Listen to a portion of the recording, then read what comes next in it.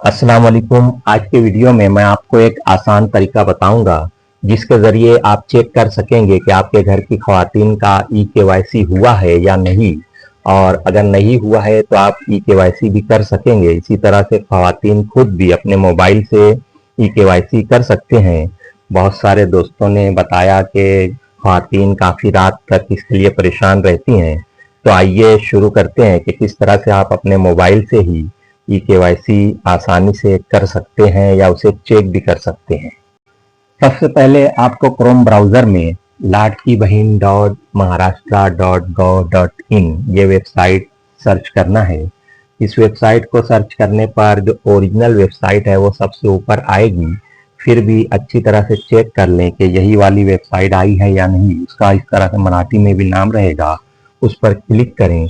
Click करने पर कुछ इस तरह से आपको स्क्रीन पर नज़र आएगा और ऑरेंज कलर में पीले कलर से लिखा हुआ जो नज़र आ रहा है उस पर आप जब क्लिक करेंगे तो आपको ये पेज ओपन होगा। इस पेज पर आपको सबसे पहले आपका आधार नंबर यानी जिसका केवाईसी करना है उनका आधार नंबर यहाँ पर डालना होगा। उस आधार नंबर के नीचे कैप्चा कोड होता है। ये जो नंबर नज़र आ रहे हैं इस तरह से नंबर रहेंगे, आपको वहाँ पर नंबर एंट्री करना है। वो नंबर बिल्कुल दुरुस्त तौर पर आप उसे एंट्री करें। नंबर एंट्री करने के बाद आपको नीचे आना है। नीचे मी सहमत आए यानी मैं इससे सहमत हूँ, उस पर जैसे ही आप क्लिक करेंगे तो इस तरह से वार्निंग आएगी कि या आधार क्रमांकाची केवायसी प्रक्रिया पूर्ण झालेली आहे यानी आपका ई केवायसी हो चुका है।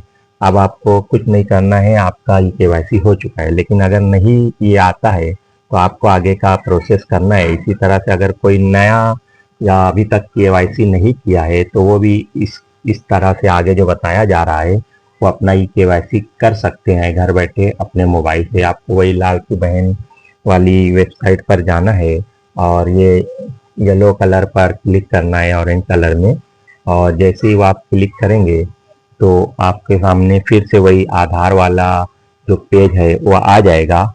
आधार वाला पेज आने के बाद आप उसमें अपना आधार नंबर डालिए। आधार नंबर जिसका यानी केवाईसी करना है सबसे पहले उसका आधार नंबर पूरा जो 12 डिजिट का होता है वो आपको डालना होगा। उसके नीचे आपको कैप्चा भरना होगा। कैप्चा जो होता है ये कोड होता है कि आप इंसान है या कोई ऐसे ही नहीं भर रहा है। ये कोड भरने के बाद आपको फिर मी सहमत आए करेंगे और ओटीपी के लिए आपको ओके कर देना है। आपका जो नंबर है आधार जिससे लिंक है उस नंबर पर एक ओटीपी आएगा। वो ओटीपी आप अगले पेज पर यहाँ डालेंगे। जैसे ही उसे डालेंगे वो ओके हो जाएगा। अब आपका एक और पेज खुलेगा जहाँ पे आपको अगर आप शादीशुदा हैं तो आपके शौहर का, और अगर नहीं है अनमैरिड है तो आपके वालिद का आधार नंबर डालना है। उसी तरह से फिर उनके मोबाइल पर कोड आएगा। अगर सेम मोबाइल है तो उसी पर आएगा। और फिर यहाँ पे भी मी सहमत आए करने के बाद आप ओटीपी के लिए आगे बढ़ेंगे और ओटीपी आ जाएगा। ओटीपी आने के बाद आप उसे ओके करेंगे तो एक पेज खुलेगा जिसपे कुछ आपका जो शौहर या वालिद का नाम है वो यहाँ पर आ जाएगा। और यहाँ पर एक आपका ज़ात जो पूछा जाएगा तो इसमें आप जो भी ओबीसी या जो भी अगर ज़ात है, और एकदम नीचे सर्वसाधारण यानी आप ओपन है कोई ज़ात नहीं है तो वो भी डाल सकते हैं।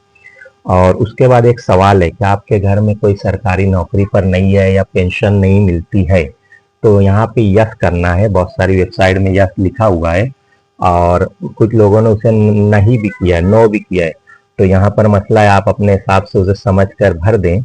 और आगे है कि आपका बहुत सारे लोग यहाँ कंफ्यूज हैं कि ये नौकरी वाला जो है उस पर यस करना है या नहीं करना है। तो आप अपने हिसाब से, बहुत मैंने इस पर सर्च किया तो बहुत सारे और ज़्यादातर लोग यहाँ पर होए पर ही क्लिक कर रहे हैं।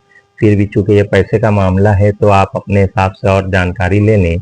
इसी तरह से एक दूसरी जो सवाल है कि आपके घर में आप एक शादीशुदा और एक गैर शादीशुदा ही इसका लाभ ले रहे हैं एक राशन कार्ड पर।